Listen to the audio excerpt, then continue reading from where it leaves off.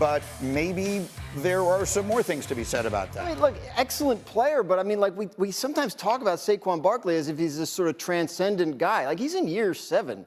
Like, he kind of is what I think. There's very few gulfs bigger than, like, caliber of player and the way we talk about him.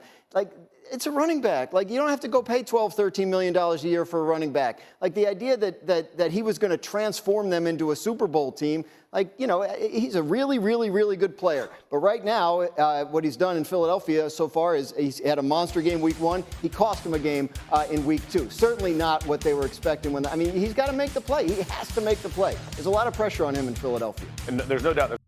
Get out of here. What are you talking about? Saquon Barkley has been a monster for the Philadelphia Eagles. Like, what are you talking about? He dropped a pass. He dropped the ball. It was a bad drop. It happens to every single player that has ever played the game of football. What are you talking about? That is one of the most absurd statements I've ever heard. Okay? They were thinking that Saquon Barkley was going to make them a Super Bowl team. He's made them significantly better. Like, what are you? If they didn't have Saquon, would they even be in that game right now? The answer is no. Because they were already down AJ. So, yeah, it gives them more firepower. It gives them more versatility. They could not. He had over 116 yards from the line of scrimmage. Like, what are you talking about? He did exactly what you needed them to do. It was a bad play, but it's single out this one bad play as now to be like, see, he's not good enough. Or see, he's not great. It doesn't make this team better. Like, what are you talking about? And he does things that other running backs can't do. His versatility, his blocking. There was this one play where, okay, he had an awesome block, which then allowed Jalen Hurts to roll out and pass to Devontae. It was a perfect pass, perfect play. And then literally the next play, handed off to Saquon, and he bullied his way for 4 or 5 yards. Not every single player, and especially not every single running back, can go do that, okay? Can go take a big hit, help his quarterback make a big play, and then immediately get the ball handed off to him, and then force his way for another 4 or 5 yards. I mean, him in 2 plays alone helped the Eagles get like 15, 20 yards. So I don't know what you're talking about. We love to do this in sports. We love to do this. When someone does something great, we talk about how they are just the greatest player we've ever seen. Oh my God, unbelievable, Hall of Famer, GOAT, Super Bowls, MVPs, unbelievable, unbelievable, unbelievable. And then when someone has a single bad moment, we just say, you gotta make the play. You gotta make the play. Nobody is 100% perfect. He catches that ball 99 out of 100 times. It just so happens we saw the one time that he dropped it. It just is what it is. Travis Kelce drops balls. Tyreek Hill drops balls. Patrick Mahomes throws interceptions. Tom Brady throws interceptions. Michael Jordan missed shots. LeBron James missed shots. Like, it's just absurd. It's just absurd.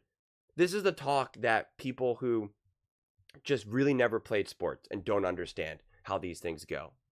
They just don't. They just don't.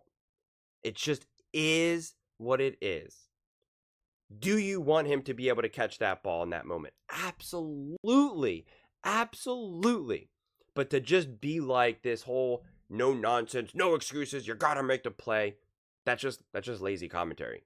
It just is. It's just lazy commentary. If it was that simple, we would just be able to sit here and just be like, oh, well, the Eagles lost and the Falcons won. And the Falcons are just a better team, and that just is what it is. No, Kansas City Chiefs 2-0. They won. Beat the Bengals. Yeah, they're just the best team. They're just going to keep winning. 49ers, yeah. Brock Purdy had an interception and a fumble. Not a good quarterback. Sam Darnold, yeah, no, I guess he's the best quarterback in the NFL right now. And same thing with Derek Carr. They're ranked the highest on PFF. Yeah, they're just the best. They're actually better than Patrick Mahomes. If you were going to start the draft right now, you would actually draft Derek Carr over Patrick Mahomes because Derek Carr is balling out. Kyler Murray's playing better than Patrick Mahomes. Anthony Richardson is playing better than Dak Prescott and Matthew Stafford. So I guess if we were going to do the draft right now, we were just going to pick Anthony Richardson. It's not binary. It's not just one or the other. That's not the way how these things work. There's nuance. It's just absurd. It was a great play call. It was a tough play call, and it was a courageous one, but it was clearly proven to be the right one. They dropped the ball. Jalen Hurts threw a perfect pass. It just is what it is. You don't need to be any more extreme than that. You really don't. You really don't. But to come out and say that, to try to just use this as a platform and an opportunity to rip Saquon and be like, I told you that the Eagles thought that they were going to get Saquon. He's been in the league for 7 years. For the New York Giants, who are awful, do you think Saquon would have helped the Giants win on Sunday? Do you think Saquon would have made a difference in that game? Yes or no? We all know the answer is yes. We all know that. Saquon has 100% been as advertised.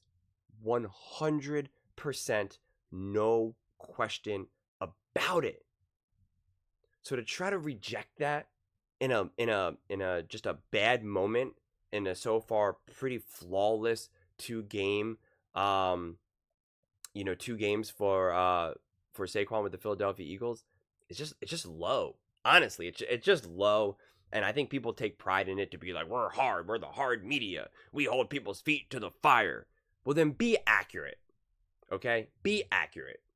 If we were talking about in a playoff game in the Super Bowl, yeah, it would hurt significantly more because you want those players to come up big in the biggest moments.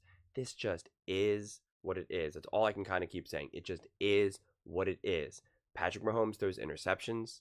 Travis Kelce drops balls. Andy Reid sometimes calls up the wrong play. It just happens. You can't just single out a single moment. He's been incredibly dynamic. He's been able to not only be agile and be slippery, but then also be an absolute bully. He's catching passes, ironically. He's being a receiver. He's being a blocker. He's obviously being a running back. He's wearing many hats, and he's doing so, as great as you could ask. Christian McCaffrey fumbled in the Super Bowl. He fumbled in the Super Bowl. Who people say Christian McCaffrey is the greatest running back, or we can't even just necessarily call him a running back, just the greatest football player ever. The MVP, people were arguing. He was the MVP, and he fumbled in the Super Bowl. Do we say, he can't make that mistake? He can't. He can't do that. He needs to step up in that moment. No, you don't say that because it's part of football. It's part of football. If he consistently fumbled, if he fumbled 3 times that game, if Saquon kept dropping passes, then yes, that criticism would be fair. But if you're expecting perfection from these players, you are in for a rude awakening. Be prepared to be shocked, because there's no such thing as perfection in any aspect of life, especially sports. But those are just my thoughts. I would absolutely love to hear yours. What do you guys think about all of this? Do you think Saquon Barkley is not transcendent or not, as good as advertised as, he just put it? Graziano, right? Is that his name? Dan Graziano or something? I don't even know his name because whatever.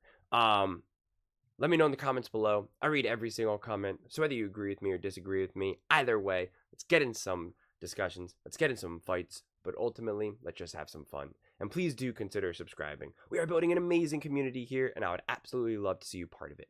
I want to build something that we all genuinely feel connected to. Something that we're really excited to be part of. I think we're well on our way to doing it. And please don't forget to give this video a thumbs up, as it really does help with the visibility and the algorithm. Thank you so much, and see you next time.